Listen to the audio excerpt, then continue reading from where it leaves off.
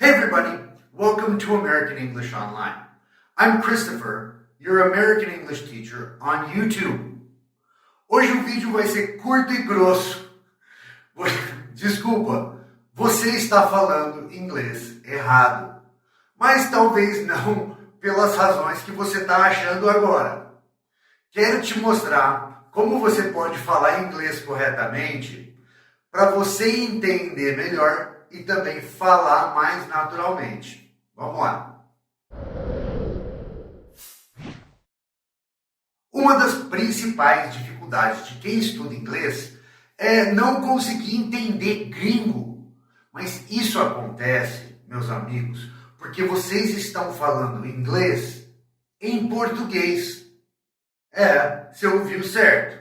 Olha só, a gente vai corrigir isso, mas primeiro você tem que entender. O inglês é o que a gente chama de stress-timed language. Um stress-timed language é um idioma que ele dá mais importância e logo mais tempo para certas sílabas. As outras sílabas de menos importância e que não estão carregadas de conteúdo, de informação, elas são juntadas, elas são modificadas ou simplesmente some daqui, são jogadas fora. Português, espanhol, francês, cantonês são diferentes. São syllable-timed languages. Todas as sílabas recebem o mesmo tempo e a mesma importância. Mas o que isso significa na prática? Deixa eu te dar um exemplo. Em inglês, olha essa frase. Did you see what he said when he was talking to his friend? Se eu, gringo, vou falar isso para outro gringo, eu jamais vou falar dessa maneira. Mas o brasileiro que estuda inglês vai. E, portanto, ele vai entender só quando for dito dessa maneira. Mas o gringo com o gringo, ele vai só falar as partes devagar que tem o conteúdo. Então, em vez de Did you see what he said when he was talking to his friend? Eu vou falar Did you see what he said when he was talking to his friend? Did you see what he said when he was talking to his friend? Did you see what he said when he was talking to his friend? 4. Então, uma frase com 14 sílabas virou 4. Em português, a mesma frase tem 26. Você viu o que ele falou quando ele estava falando com o amigo dele? 26. Se eu encurtar, porque em português a gente também fala rápido, mas quando a gente fala rápido em português, a gente não encurta sílabas. Por quê? Não é um stress-timed language. A gente encurta cortando palavras. Por exemplo, você viu o que ele falou? Eu vou encurtar o você para se. Em vez de você, eu vou falar se. Então, eu tirei uma sílaba. Mas mesmo assim, se eu tirar um artigo, você viu o que? Eu vou tirar o o. Você viu o que ele falou quando estava, tirou o esse, quando tá, tirei o ele de novo, tirei o esse, quando ele estava. Quando estava falando com um amigo dele. Mesmo assim, eu encurtei para 19, 18. 14 para 4 ou 26 para 19. Então, com esse exemplo, você percebe que o inglês ele é cantado. Ele recebe mais vida nas palavras que trazem significado. O nosso cérebro está condicionado a receber a informação dessa maneira. Então, se você quer entender melhor o que você ouve e falar com mais naturalidade, você precisa parar de falar inglês em português. Você precisa falar inglês em inglês. Tudo bem, teacher, mas como é que eu faço isso? Só saber que isso existe, que você está fazendo isso, talvez não te ajude. Então vamos para algumas práticas. Primeiro, você entender o que é connected speech já vai ajudar bastante. Eu fiz um vídeo sobre isso, na verdade uma série de vídeos, vai lá, assiste. Tem muitos exemplos de como os sons mudam, desaparecem, aparecem onde não deveriam, mudam de lugar. Tá? Então assiste lá. Mas, esse é um pouco teórico, você não vai ficar estudando só isso. Então tá, e algumas práticas. Uma maneira simples de fazer isso é com filmes ou séries. E não é essas baboseiras que as pessoas falam, só assiste série. Não. Você vai usar filme e série para estudar inglês, você tem que saber como e tem que ter um propósito. Então, para esse exercício especificamente, você vai pegar um trecho, você vai ouvir o cara falando e você vai transcrever o que você acha que está ouvindo. Conte o número de palavras. Eu aposto 100 conto que você vai deixar de fora artigo, pronome, preposições.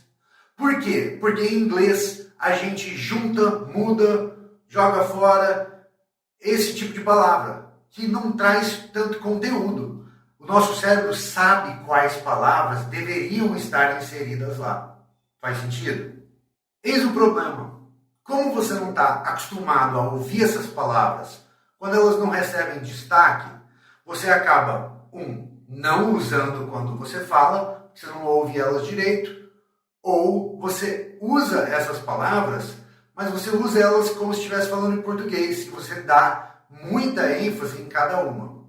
Então o segredo é você falar essas palavras sim, mas não dar ênfase em todas.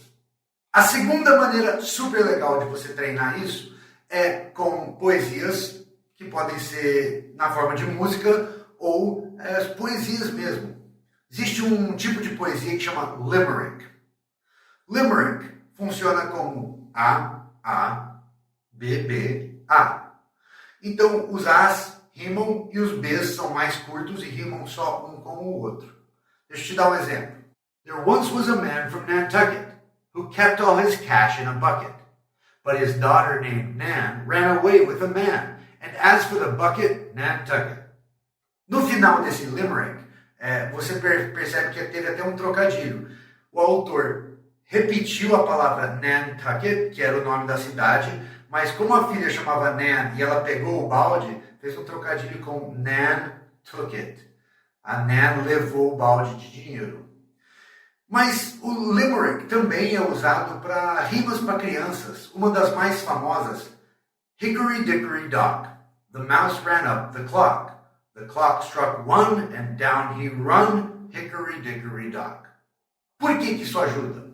Bom, primeiro, ajuda porque você está aprendendo a falar certas palavras com estresse em um lugar ou outro da palavra. E a preencher com outras palavras, tanto essas preposições ou artigos, quanto outras palavras que têm o estresse em outras partes. Outra razão é que com poesias e músicas você precisa espremer, às vezes, 4 ou 5 palavras no tempo de 3. Então, certas partes da palavra vão ser engolidas para caber. E um exemplo com música. A música Lucy in the Sky with Diamonds, dos Beatles.